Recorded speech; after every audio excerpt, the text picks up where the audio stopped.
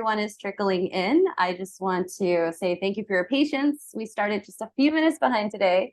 As usual, there might be some technical difficulties when figuring out these types of things. So thank you, thank you, thank you. I am here representing the Porn Conversation today. This is the Erica Lust nonprofit project that is all about teaching porn literacy and providing free and easily accessible sex education tools for families, educators, young people alike that are looking for some good sex education. Today, I'm joined, and I'm very happy to be here, with Shauna O'Rourke from the SH24. And we are going to do this event in collaboration because we find that, a lot of sex education just is not provided out there today. A lot of the sex education that we do get is from porn, and a lot of the messages that we receive from porn can actually affect our sexual health in many ways, including STI stigma and STI testing, not understanding contraceptive use. So thank you, Shauna, so much for being here today. Would you like to introduce yourself to everybody?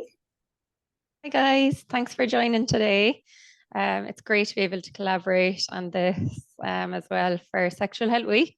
My name is Shauna. I work with SH24. So we're an online sexual health service. So we provide testing, support, information, education, contraception, a number of things to the general public. I'm based in Ireland now. I was in London for the last few years. Another part of my job is I'm also the lead nurse for our Irish service. So I provide clinical support to the clinicians in our health service here. Coordinating research development for our national service. It's great to be here. Thank you. And just to give a little bit of insight of who I am, my name is, of course, Avril Louise Clarke. I'm a clinical sexologist. I'm originally from Miami, but now I'm based here in Barcelona. I work with Erica Lust as not only an in-house sexologist and the brand manager of the Porn Conversation, but also as an intimacy coordinator. So meaning that I have the great privilege of working on set with many of our performers. What an intimacy coordinator is someone who acts as a liaison between production team and the performers, ensuring that their, sexual health is in check and we prioritize their health and safety while they work with us.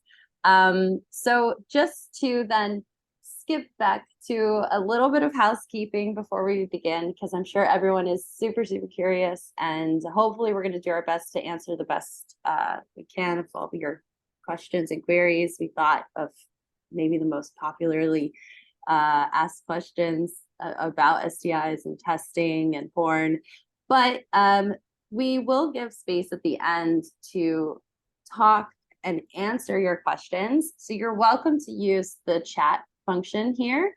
Everyone should have access to that. And let me know if you have any questions or queries along the way. You can drop them in here and we will be happy to answer them. If you prefer to ask a question that is maybe a bit more private, you're welcome to send over an email to us at talk@thepornconversation.org. We're also going to give all of our contact information at the end, where you can also contact Shauna or the SH24 team. What we do ask is that everyone uses respectful language when we're chatting in the bot, and that we make sure that we create a safe space where no one will feel ashamed or discriminated against. And also, we are making a recording, so if you have to skip out early by any chance, you wanted to see the rest of it, we'll send out an email tomorrow with that. So moving on to the contents of today's workshop, Shauna and I are going to be going over, the stigma of STIs, porn literacy and sexual health, STI testing on an Erica set. I will give you some insight of what that would look like. Shauna is going to step in as the sexual health nurse she is and give us those great details that maybe we've always wanted to ask, but maybe have been too embarrassed or not had the option or the chance to ask, such as what are STIs? We're going to go through them. What are curable? Which ones are treatable? Which ones are preventable? And also walking us through what it would look like getting STI tested with SH24. I know a big topic is oftentimes disclosing a status. So we're going to walk through that. It's something that we talk about in the porn conversation, and we practice with young people about normalizing STI status and testing between partners. And you'll learn a little bit more about the resources that the Porn Conversation has, Erica Less and her platforms, and also, of course, SH24, and then leave a little bit of time for that lovely Q&A session. So I see that some people wrote and said that the chat is disabled. So I'm wondering then if you don't mind dropping in your questions to the Q&A section instead. I see some of you have already put them here. That would be super. So if you look down at the bottom of your screens, you can see Q&A there, and I will grab all your questions from there. Okay, so Shauna, I was wondering if we could even start with talking a bit about STIs and the stigma against them. What is some information that you can give us from that, and how do you work with SH24 on destigmatizing this topic? Yeah, so obviously stigma is a huge issue when it comes to sexual health and STIs, and even the word STI, there's such a stigma against that, isn't there? I think people have no problem telling you they have a cold or flu, but they do have a problem telling you they have, I don't know, chlamydia or something, which it doesn't make any sense. That you can treat it. We should be able to talk about this openly. In fact, there's actually over 1 million new STI diagnoses every day worldwide, like a crazy amount, very, very common. But unfortunately, it seems that a lot of people don't feel comfortable, maybe aren't educated, maybe they're fearful of discrimination to get tested and to talk about these things. So what we're kind of working towards is promoting healthy conversations, promoting testing, and promoting healthy good sexual health, using your condoms, preventing STIs, encouraging people to talk about sexual health. Obviously, this year it's Sexual Health Week this week, and the theme is playing it safe. And being safe is about empowering people to talk about their sexual health, to get tested, to use contraception, to enjoy sex. And yeah, part of that is testing. So we're just encouraging people to do that. Absolutely. Yeah, I think that's extremely important. And I think the more that we have these conversations and educate is helping kind of break that stigma. And when we hear things like, saying the amount of STIs that are, or people that are testing positive for them daily, this isn't something to feel fearful about, although that might be our immediate reaction. Which is interesting because I think that there's just been so much misinformation spread about STIs. So as a sexual health nurse, I'm very curious, what do you feel is the biggest misconception that people have about STIs? I think anything to do with STIs, fear seems to be most people's immediate reaction. Like if they get a positive diagnosis, they seem to go into a panic. I think a misconception is a lot of people think, actually, I've been diagnosed with this is going to greatly impact my life. We've had people who've been really, really anxious and have been asking us, am I going to die because of this? Is this going to, have serious impact on my life because I've been diagnosed with this? When actually it's a good thing that you received your positive diagnosis. You can get your treatment, and you can prevent onwards transmission as well to other people. Uh, So I think we just need to kind of break down that fear, and let people know that, STIs are normal, and they can be treated. yeah, absolutely. And I was thinking about even the terms that you're using because I feel like oftentimes when we've seen in the media how STIs have been discussed, it's oftentimes used with very negative terms like spread or dirty, clean, right? It's never Yeah. these terms that really don't lead to these more positive and educational and realistic discussions. Yeah, and I think as well, there's been a shift from using STD, so sexually transmitted Mm. disease, and it's like now we say STI, sexually transmitted infection, but even the fact that they used to be called sexually transmitted diseases is it's no wonder people are so fearful, and people think that an STI is a dirty thing, or Right. it's something that could like have a serious impact on their lives. Absolutely. Yeah, I'm so glad you brought that up because I think that's something that we are seeing fade away slowly. Although I think oftentimes I still see it within the sexual health or sexual wellness world being used. And I think just Mm. because it was a term that was popularly used for so long. So I think Yeah, it's important that it's phasing out. But I'll often see exactly. STD/STI, and I'm like, okay, this is progress at Yeah, least, we're but getting there. we're getting there. Okay, great. So I was thinking about kind of giving a little bit of insight over the porn literacy aspect of it all. And then I will also bring you in on some of that because I have questions of my own. I'm sure everyone else does too about these processes of what we can learn from the truths of from a sexual health nurse. So the reason why we talk about sexual health when we talk about porn literacy is because of the messages that we receive. So oftentimes when we're watching porn, we don't see the conversations that typically should happen between partners. And some of them you mentioned earlier, communicating about contraceptive use. What are we going to be using for barrier methods, right? If there are condoms available, who will be providing them in that situation? Even when we're not even talking about just having sex with partners, but also using toys, right? There's a lot of aspects that come into play where we don't think about having body safe sex.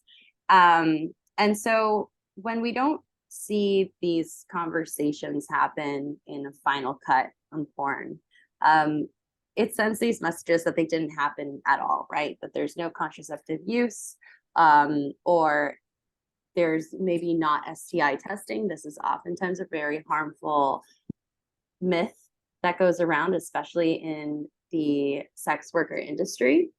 And so it's really important to kind of break these down. And what I do is I call it kind of like taking down the veil or like the curtain between the reality of what happens on a porn set and working with sex workers versus what people assume.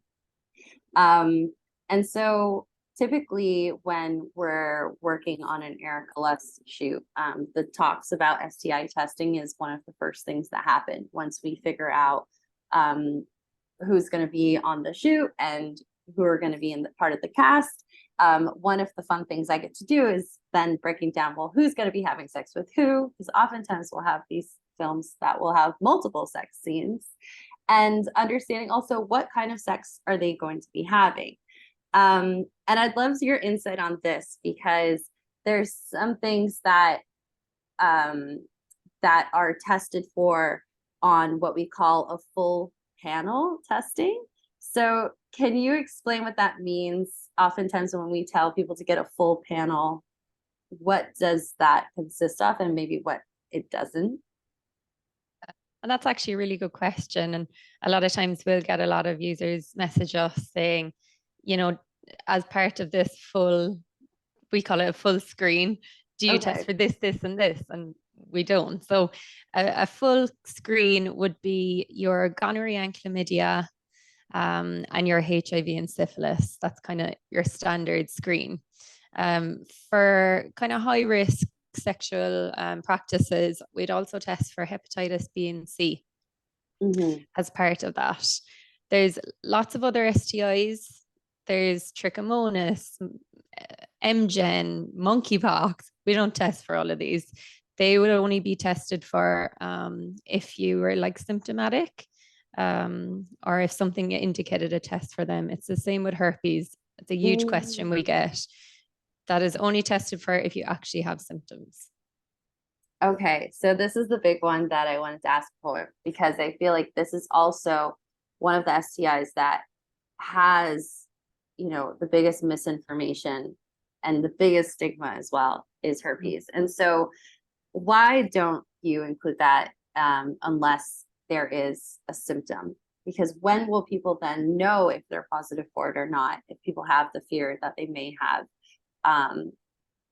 it, or maybe testing positive, how would they know? How would you test? How would you get to that space of testing positive rather than maybe being afraid of having it? So herpes is probably one of the most misunderstood STIs, and probably one of the ones that gives people the most anxiety, I think. So the reason we don't routinely test for herpes is because the majority of the sexually active population actually has been infected with herpes. So the reason we don't test for it is if we're testing everyone, pretty much everyone is going to get a positive result. Yet that wouldn't change. We wouldn't offer them treatment. It wouldn't change anything other than maybe freak people out a little bit. The only times that you would actually do a herpes swab is if someone had genital ulcers that were indicative of genital herpes, and that's just to tell us what type of herpes they have. If you have like actual visible sores, you can get some treatment, some antivirals, and you can treat it and use some home treatments as well, like salt water and stuff like that. But other than that, it's an STI. It's passed through skin to skin contact. Obviously, using condoms can reduce the risk, but skin is still touching. So, it can still be transmitted. I think the main thing with herpes is if you or one of your partners has actual visible herpes sores, or if you feel a herpes outbreak coming on, avoid any sexual contact because the sores can be transferred onto your partner's skin. And if there aren't any visible sores, what do you recommend then? So if there aren't any visible sores, you don't know if you're going to be passing on, the herpes virus to someone. To be honest with you, I mean, sexually active adults, if you're having, sex with someone else for the first time and they've had sex before, the odds are they probably have actually already been in contact with the herpes virus. And the odds of you passing it on to them for the first time is probably low if they've had a few partners before. Yeah, absolutely. And another one that I wanted to touch on too, which actually came in through our Q&A just now, is someone asked about HPV. So this is another one that has a big stigma because it is so widely spread, widely known, especially within the millennial generation. We obviously have the vaccine for it now, but it's still quite common. So would this be something that's included in full panel? Who gets tested for HPV? Who doesn't? What are the recommendations these days about this? So HPV is another one. Similar to herpes, the majority of the population will actually contract HPV at some stage in their lives. Different to herpes, HPV, your body usually clears it itself, whereas herpes doesn't. Herpes can just lay dormant in your system. So when it comes to, we'll say HPV from a sexual health point of view, sexual health nurse, sexual health testing, the type of HPV that we kind of would be concentrating on is the type of HPV that causes genital warts. There's there's over 100 types of HPV actually that exist. Um, there's a few that cause genital warts, usually HPV 6 and 11. Um, there's other types of HPV that can cause cancers. Um, HPV 16 and 18 are big causes of cancers. That's why women will go and get their pap smears or their smear tests to try Mhm. and pick up that type of HPV. But the type that causes warts is a totally different type. The type of HPV that causes warts is not cancerous. So they're very different. And that can be quite difficult for people to get their head around sometimes. They worry, oh, because I have an outbreak of genital warts, does that mean that they could turn, they might be cancerous? It's a different type. Yeah. So this is something that I felt like was something that I shared with you when I first met you is I think when we think about the media, not only just porn included, but there was a lot of Mhm. media around HPV when I was growing up as a teenager. It was scary. It was instilling fear. And I think what they were trying to do was really trying to push the vaccine for it. It was called Gardasil. And but it was weird because actually when I was like watching it, it was creating this fear. And I felt like it's unfortunate that we still have these conversations around STIs rather than it being kind of this is common. It was very much focused on the ones that do cause cancer. And Yeah. the messages that I received as a young person was just like, you get HPV, you get cancer. And it's, this is kind of a fearful thing that you should be afraid of, and it's inevitable. And I think that we're learning so much more, and it's so great to see sex educators out there and organizations such as SH24 really normalizing these conversations, because I think this is such a better way to go about it. Of course, we should all get vaccinated. Of course, we should all look into our sexual health options. But it should be based on, knowledge and not fear or shame. And that's really, really what we try to push with porn conversation too. When we talk about sex, when we talk about porn, sexual health options, it's just having a more positive conversation around it. That's what it comes down to. It comes down to, you know, as you said, breaking down the stigma and just having a normal conversation with people. And actually, if you have had an outbreak of, genital warts, or you have had an outbreak of genital herpes, actually, if you talk to a room of people and say, oh, I actually have this, the amount of people in that room who also have had them, like, people think they're the only one in the room, and you're not. People just don't talk about it. Absolutely. And I think when I'm teaching teenagers, I don't know if you've used this before as a sexual health nurse yourself. I don't know if you would advise against this or advise for it, but I feel like it's a nice aha moment is when I talk about protecting yourself, disclosing status, was how much we learned during COVID too. Wearing the mask, if you come into contact with someone who had COVID and told you this is what you need to do, you need to now alert everyone who you were in contact with as well. And it kind of was this moment where teenagers were like, oh, I've done this before, but now we're talking about sexual health. Yeah. Understanding that it is just viral and bacteria at the end of the day, just as COVID was for us. Exactly. It's a great way of explaining your partner notification and you're protecting yourself. That's a perfect way to put it, actually. Good. I'm glad. I was like, I'm hoping this is a nice conversation.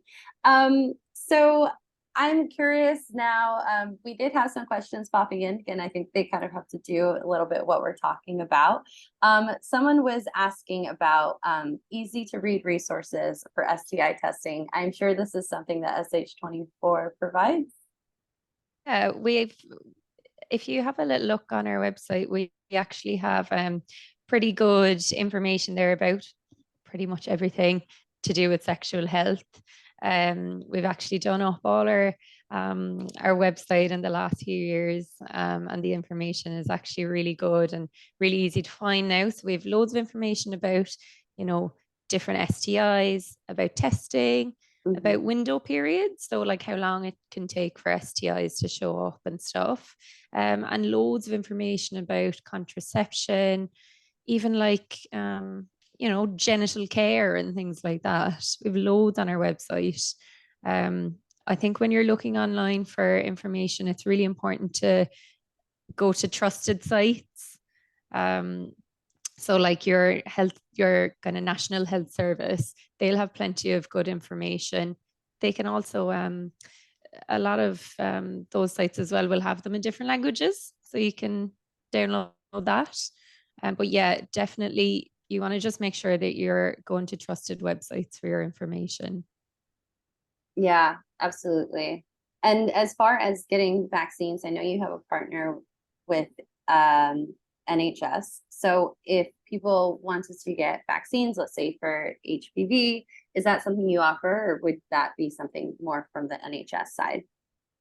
Oh, I suppose I can speak for the NHS in the UK and for the HSE in Ireland.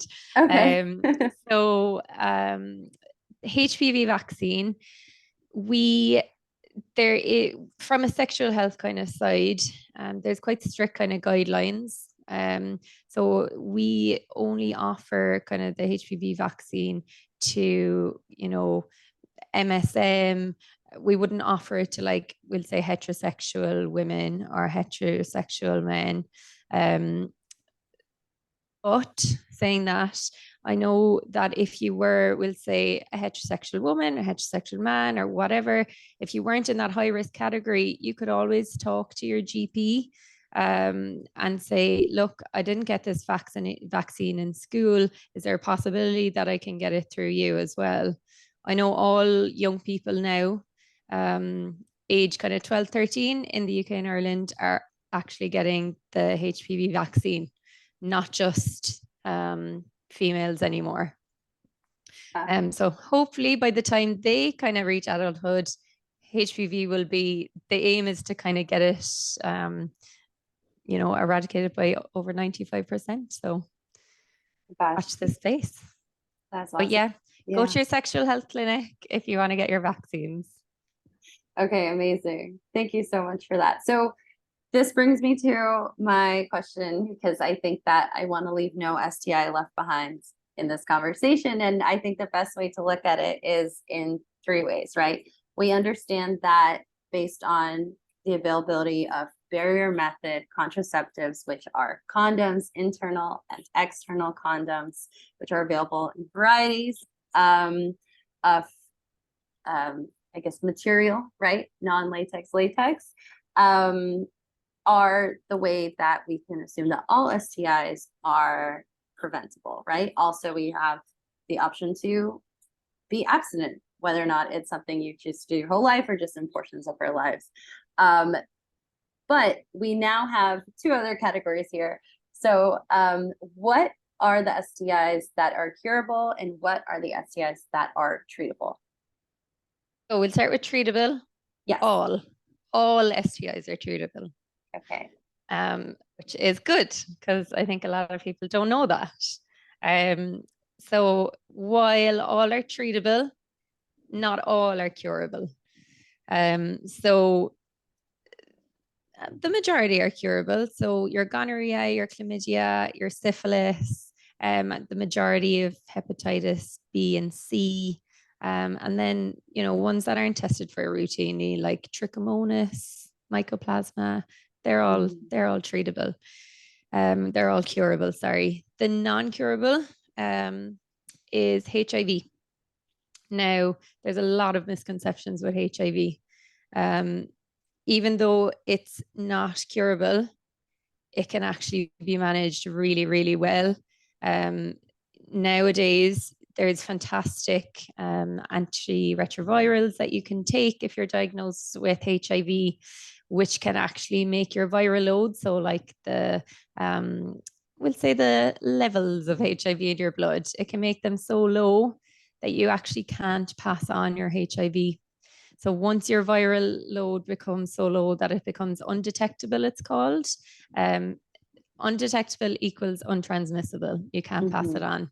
And I think a great way to kind of, make this sink into people's heads is there is HIV positive women who can actually give birth to HIV negative babies, which is an amazing way to kind of think about it. So yeah, your HIV is not curable, but it can be treatable and you live a totally long, normal life. Your chronic hepatitis B and C, which is very, very small amount of cases, they're not curable, but again, can be managed with medication. And as we mentioned, your herpes, while it can lay dormant in your system for a number of years, most people won't even know they have it. That's great. And It's that's amazing. it. Thank you so much for breaking it down so easily for us. I know it can also feel so overwhelming with all this misinformation out there. So thank you for being here. It's like we have our own private sexual health clinic right now. So thank you. So speaking of getting a sexual health clinic, I was talking about earlier about how we ask for STI panels of all performers on Avril sets. So this is something that I do as an intimacy coordinator, is making sure that I receive all STI tests before every shoot, making sure that everyone has conversations with the performers they're going to be working with, talks about what contraceptives they want to use. We discuss their STI results and make sure that we're going into the set where everyone's sexual health is prioritized and feels safe. But this is something that has come up a lot, is like getting a full panel and understanding what that means. So you did a really good job at explaining that. And then there's also, I was talking about the different types of sex you can have, right? So understanding that also getting oral swabs, getting anal swabs, checking for chlamydia and gonorrhea in that way is also becoming something that's offered, not part of a full panel, I assume. Oh, well, how it kind of works with us. So if you're going to place an order, or if you go into a sexual health clinic, you'll be asked about what kind of sex you have. First, you'll kind of ask, what's your gender? Are you the same gender as you're assigned at birth? Do you have sex with men or women? And then that will help us to kind of ascertain, okay, actually, for example, this is a man who has sex with other men. Let's get them their rectal swab and their throat swab as well. Whereas for like someone else, they might just get a vaginal swab. So asking all those questions, while they might seem intrusive, it's actually to find out what kind of testing you need and what swabs you need. Absolutely. I think it's also because, people aren't aware that you can catch or transmit gonorrhea or chlamydia through oral sex, right? So this is something that we're learning how to test for. Yeah, exactly. And let me tell you, you definitely can. We've had plenty of positive throat swabs and rectal swabs, so be careful. Okay, good. So it's good to know, because if this is something that might be happening, people can't figure out what exactly might be wrong with them and why they're not feeling so well, this could be an answer here. So thank you so much for that. So let's talk a little bit about disclosing maybe when you receive a positive test result for an STI. So what are your top tips for disclosure of that to a partner or past partners? I think that firstly, I think that can be the part that can actually panic people the most. And disclosing to your partners is so, so important. It means that you're looking out for their health and you're looking out for their future partner's health or their other current partner's health, so that they can also get tested and treated as well. So there's kind of a few tips that I would recommend. First one, don't feel like you're alone. They're very, very common. As we said, STIs, you're not the only one to be diagnosed with an STI. There's other people out there going through the exact same thing as you. Another part of don't feel like you're alone is when you're getting your positive results from whatever service, use that service. Talk to the healthcare professional, ask them questions. If you're not sure about anything, get them to go over it with you again. And also ask them for advice about how to speak to your partners. A lot of services can also actually offer anonymous partner notification. So talk to your healthcare professional who's giving you that positive result and make use of those services. A lot of people will opt for the anonymous partner notification because, it's a good way of letting partners know. But if they're too afraid to tell them, it's a great option. I suppose second bit of advice is do your research. So, go to, as we said, trusted websites, find out some information about the STI before you speak to your partner. It'll empower you to have that conversation. And it might also, you'll be able to answer some of your partner's questions maybe. And also, if you've done your research, you find out how it's treated, you can also pass that information on to your partner and help them maybe even access testing and treatment.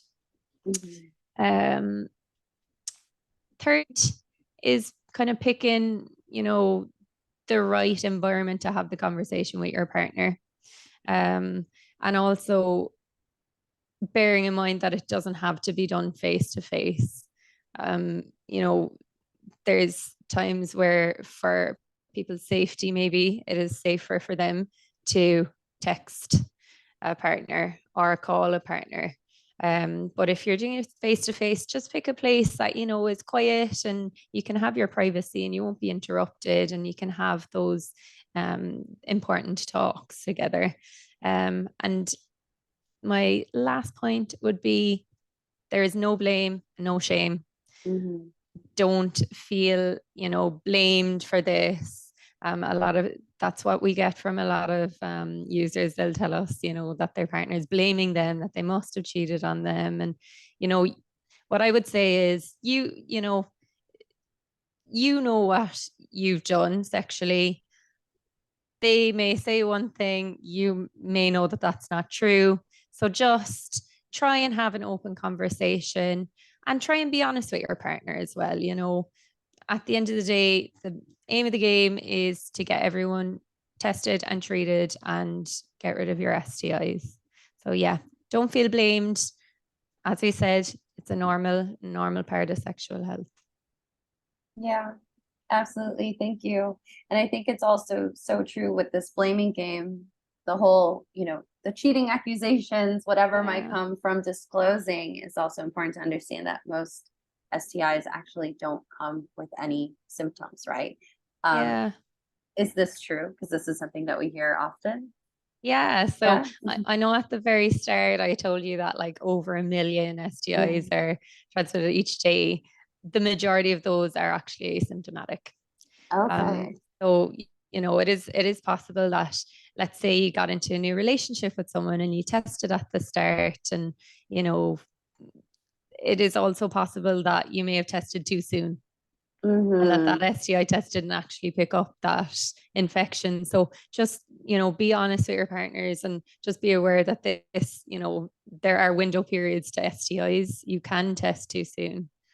So what is that window period? So if you're someone who wants to test regularly, or maybe you wanted to test after a certain sexual experience that you had, what do you suggest? How long should you wait, and when is that window period to test where you can get the most reliable result?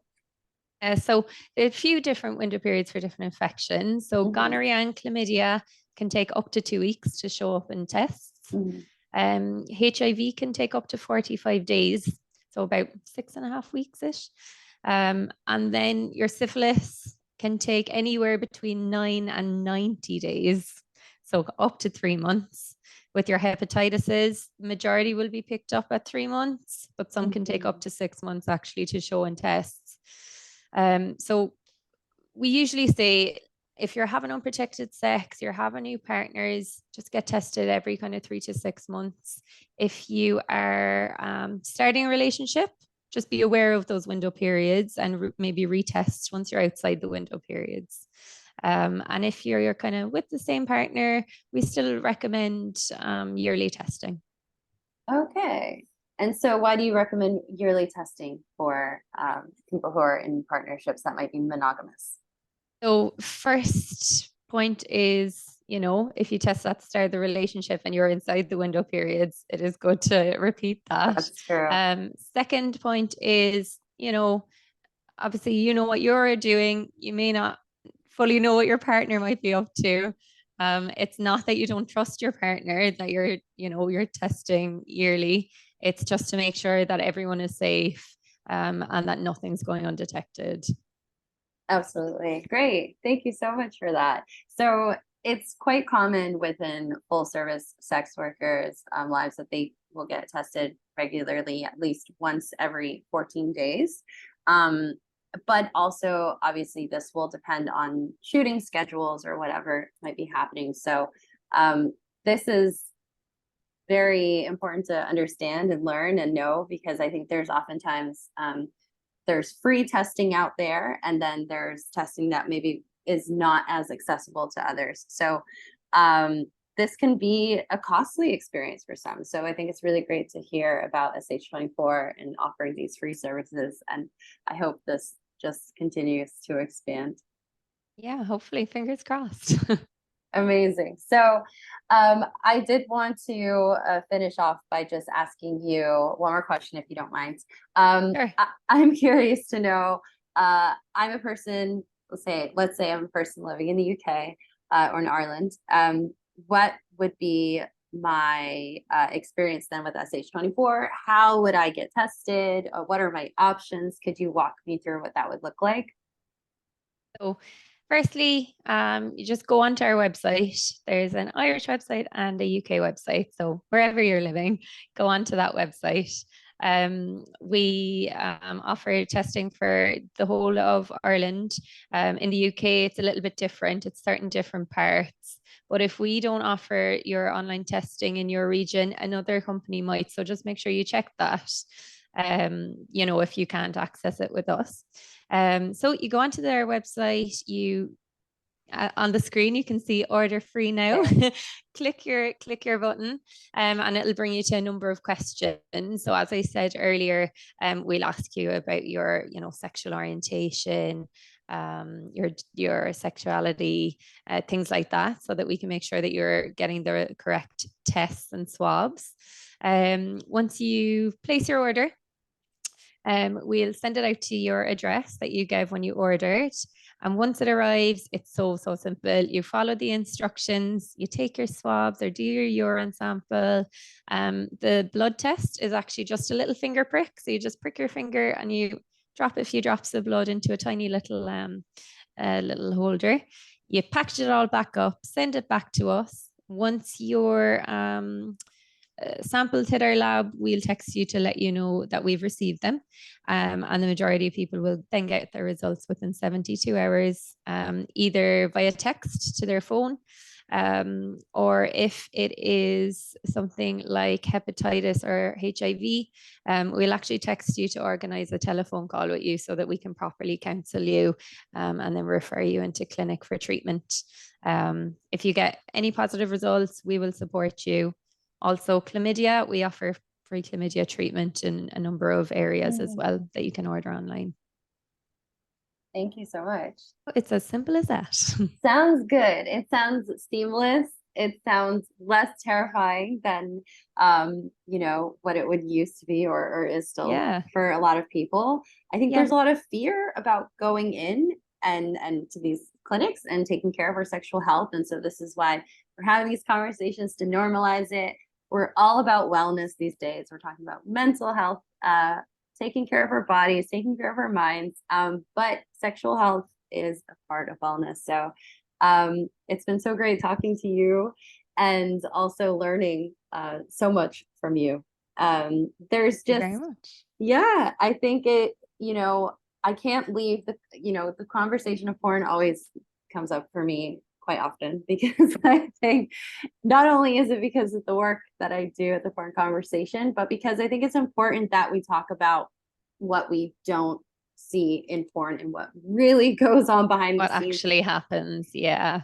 Absolutely. And so when people are replicating what they're seeing online or through pornography, and it's not aligned with living a healthy sexual life, I want to kind of have these conversations to show and to share of what actually happens. So I think one thing that I wanted to drop here too is that if people scan this code here, it will take you to all of our educational materials that is available for free for the porn conversation. If you have a young person in your life, 8 to 11, 12 to 15, 16 up, within our curriculum, we talk about STIs, we talk about normalizing testing, contraceptive methods, everything that is all about living a healthy sexual life that is driven by knowledge and not fear or shame, which a lot of our understanding of STIs came from. And also, if you scroll down to the page from this QR code, you can discover our platforms. I couldn't recommend them anymore. I think that what we are trying to do is we are trying to reinvent porn. And so there is porn that actually shows the things that often aren't shown in mainstream porn, diversified bodies. And then when we're thinking about sexual health, you'll see contraceptives being used in many of our films. You see consent and communication. And so these are things that I think that are often left out and give us this misconstrued understanding of how to live sexually healthy experiences with partners. So thank you once again. I wanted to kind of open up the Q&A. If anyone has any questions, everyone's been great asking them throughout. I've been trickling them into the conversations throughout today's workshop. But please feel free to ask them here. Okay, so someone asked if this service is available in California, USA. I wish, as a fellow American, but in California, I believe that you do have access to some great Planned Parenthoods. And Planned Parenthood is a wonderful organization that offers STI testing. I'm sure you might be aware of them already. And there are growing a lot more telehealth services within the US. So I would say, off the top of my head, even if you reach out to Planned Parenthood, they will direct you in the right direction. Do you know of any, Shauna, that are in the US? I don't, unfortunately. All right. So this is a really, really great point someone made. They said that they feel like it's important to teach young people and everyone, to be honest, that STIs are a possibility of sex, not a consequence. I agree. We talked a little bit about using like negative shaming words. This is something that we talk about a lot in the porn conversation. At the beginning of all our materials, we talk about, as adults, we need to unlearn the terms that we used. So I think when we also hear the word consequence, our mind immediately goes to negative, right? STIs, unwanted pregnancy, where also a consequence of sex can often be pleasure and intimacy and connection and love. And this is something that I had to kind of, unlearn myself while creating the program. So a question for you, Shauna, is sh24.ie is delivering in Ireland solely or worldwide? So yeah, sh24.ie is our Irish service. And then sh24.org.uk is our UK service. Unfortunately, we're not worldwide, but who knows? Watch this space. I would love to help bring it worldwide, at least to the States. We need it. But can I just say, yes. I don't know where this whoever this person is who messaged that. It may be good to check what is available locally to you. I don't know. There may be some other services that you can order, like free test kits or something like that. Otherwise, there should be sexual health clinics that you could access sexual health care as well. So just have a little look and see what's available near you. There should definitely be something. Absolutely. Yes. I agree. There's a lot of more positive information out there on the internet today, especially when in regards to STI testing. So I really hope wherever you're based, there will be an opportunity. So Alex asked about school programs for better STI information. We have a curriculum in the code that I have up on the screen now. If you go to our Porn Conversation curriculum, we talk about STIs, especially in the age groups of 12 to 15 and 16 and up. I hope that is helpful. It's very good information. I have had a look. Oh, thank you. I was very impressed. So definitely have a look at that, Alex. It feels good to have the seal of your approval. So someone asked me about becoming an intimacy coordinator and a sex educator. I studied clinical sexology, but I was a huge sexual health nerd since I was a teenager. I created an HIV/AIDS awareness club with my friends in high school, and we really brought in some great people to talk about sexual health and wellness, because the adults just weren't giving it to us. And so I had the privilege of putting together the Porn Conversation. That means I got to start working with Erica Lest. And then I started thinking, this is interesting. I want to learn how we are making these films. And I asked if I could join in and possibly see what it would look like to create a role of intimacy coordination. They already were working with talent managers who were taking care of the sexual health care of the performers. So it was just almost by chance and just by asking and exploring and finding options out there. Also, there's a growing number of organizations that are offering intimacy coordination training, not only in the world of porn or in adult cinema, but also in, HBO and Netflix, what I would consider mainstream media, which porn is definitely mainstream media too. So yeah, Beverly asked about the Porn Conversation offering training to people having these conversations in their own communities. And so I would love to get in touch with you. If you want, you can email me at talk@thepornconversation.org or send us a DM on Instagram. We're the P Conversation because obviously you can't say porn anywhere online or on social media at least. And it would be great to speak with you about that. I will also send you my email now. So this next question is a bit more for you, Shauna. It's from Phoebe. Phoebe has asked that they know that there is a PrEP pill, but just wondering if there are any other medications that can be taken to prevent STIs or ones that are being developed for the future. Oh yeah, PrEP is amazing. It's available for free in the UK and Ireland now. It's to prevent the HIV transmission.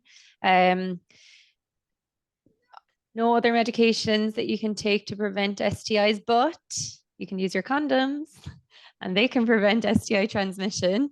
People always seem to forget about condoms, so don't forget about the condoms. Yes.